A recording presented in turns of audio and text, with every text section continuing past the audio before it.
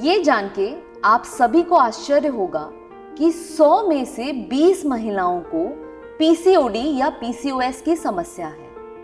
अगर हम ये रेशियो इंडिया में फर्टिलिटी सेंटर में विजिट करने वाली महिलाओं का देखें तो यह 100 में से 30 से 35 महिलाओं को पीसीओएस या पीसीओडी की शिकायत है। आइए समझते हैं ये पीसीओएस या पीसीओडी है क्या। पीसीओएस को डायग्नोस करने के लिए रॉटरडैम्स क्राइटेरिया दुनिया भर में फॉलो किया जाता है। इसमें 3 सिम्टम्स को देखा जाता है। पहला है अल्ट्रासाउंड में ओवरीज में एक बार में 12 से ज्यादा फॉलिकल्स मिलना। दूसरा है इर्रेगुलर पीरियड्स या बिल्कुल भी पीरियड्स ना आना। तीसरा है मेल पैटर्न हेयर ग्रोथ यानी कि चिन पे हेयर, चेस्ट पे हेयर ग्रोथ या बहुत सारे एक्ने ऑन योर फेस। अगर किसी भी महिला को इन 3 सिम्टम्स में से कोई भी 2 सिम्टम्स आ रहे हैं तो उस महिलाओं को पीसीओएस या पीसीओडी हो सकता है। पर इस शब्द को सुन के घबराना नहीं है। ये एक बहुत ही सिंपल डिसऑर्डर है जिसको सिंपल लाइफस्टाइल चेंजेस से कंट्रोल किया जा सकता है। चलिए समझते हैं पीसीओएस यानी कि पॉलीसिस्टिक ओवेरियन सिंड्रोम या पीसीओडी पॉलीसिस्टिक ओवेरियन डिसऑर्डर होता कैसे है। रिसर्च में ये पाया गया है कि 90% पीसीओएस की समस्या जेनेटिक इनहेरिटेंस से होती है। इसका मतलब है कि ये डिजीज हम अपनी मम्मी से, मासी से या बहन से इनहेरिट कर सकते हैं। पीसीओ या पॉलीसिस्टिक ओवरीज तो जेनेटिकली इनहेरिट की जा सकती हैं, पर किसी महिला को पीसीओडी या पीसीओएस होगा या नहीं, मतलब पॉलीसिस्टिक ओवरीज की वजह से सिम्टम्स जैसे कि इर्रेगुलर मेंसेस या मेल पैटर्न हेयर ग्रोथ होंगे या नहीं, ये हम डिटरमाइन कर सकते हैं लाइफस्टाइल से।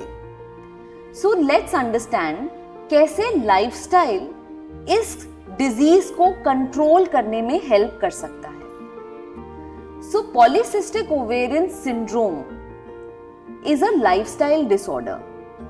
अगर हम हेल्दी लाइफस्टाइल फॉलो करेंगे, खाने में बैलेंस डाइट यानी कि हर न्यूट्रिशन एप्रोप्रिएट मात्रा में खाएंगे, 2 से 2.5 लीटर पानी पिएंगे, एक दिन में 30 मिनट एक्सरसाइज करना जरूरी है, तो हम इस सिंड्रोम को या डिजीज को कंट्रोल में रख सकते हैं।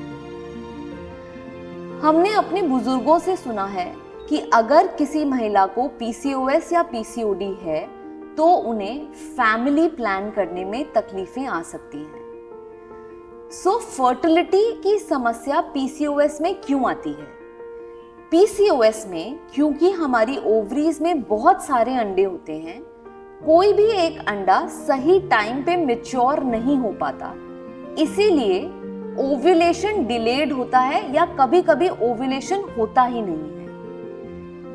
इस वजह से किस टाइम ओव्यूलेशन हो रहा है ये प्रिडिक्ट करना बहुत डिफिकल्ट हो जाता है और अकॉर्डिंगली इंटरकोर्स को टाइम करना पॉसिबल नहीं होता। तो अगर आप एक फर्टिलिटी स्पेशलिस्ट से मिलते हैं तो वो आपको ओव्यूलेशन के लिए बहुत सिंपल मेडिसिन्स देते हैं जिनसे आपका ओव्यूलेशन टाइम पर होने लगता है और नेचुरल प्रेगनेंसी आना बहुत इजीली पॉसिबल हो सकता है।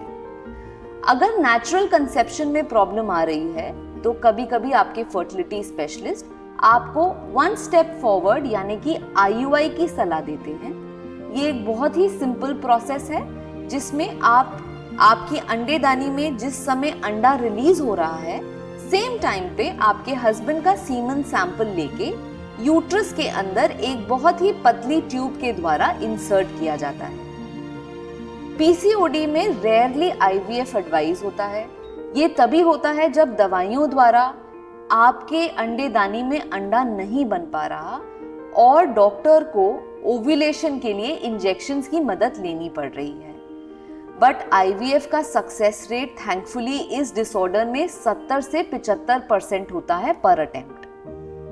कभी कभी PCOS में मिसकैरेज की समस्या बढ़ जाती है, बट जब भी आप एक फर्टिलिटी स्पेशलिस्ट से मिलते हैं तो वो आपको कुछ दवाइयाँ देते हैं, जिनसे आप कुछ दवाइयाँ देते हैं बैलेंस स्टेबलाइज हो जाए और मिसकैरेज या डिफिकल्टी इन प्रेगनेंसी जैसी समस्याएं बिल्कुल मिनिमम हो जाएं। PCOS में एक महिला को कभी कभी कुछ लॉन्ग टर्म प्रॉब्लम्स भी हो सकती हैं, जैसे कि डायबिटीज होना, ब्लड प्रेशर होना, स्लीप एपनिया यानी कि सोते समय नाक से आवाज आना, और कभी कभी कुछ प्रकार के कैंसर से भी एक महिला पीड़ित हो सकती है। इसीलिए ज़रूरी है कि हम अपने आप को, अपनी लाइफस्टाइल को, अपने खान पान को, अपनी स्लीप को प्रॉपर रखें, जिससे हमें पॉलीसिस्टिक ओवरीज तो हो बट PCOS यानी कि पॉलीसिस्टिक ओवेरियन सिंड्रोम या PCOD, पॉलीसिस्टिक ओवेरियन डिसऑर्डर ना हो। तो दोस्तों, अगर आपको पॉलीसिस्टिक ओवरीज या PCOS PCOD की समस्या है और आप मां नहीं बन पा रहे हैं, तो इस समस्या से घबराइए नहीं। एक फर्टिलिटी स्पेशलिस्ट से मिलिए जो आपको सिंपल दवाइयों द्वारा या सिंपल फर्टिलिटी प्रोसीजर्स द्वारा मां बनने के सुख में हेल्प कर सकती हैं।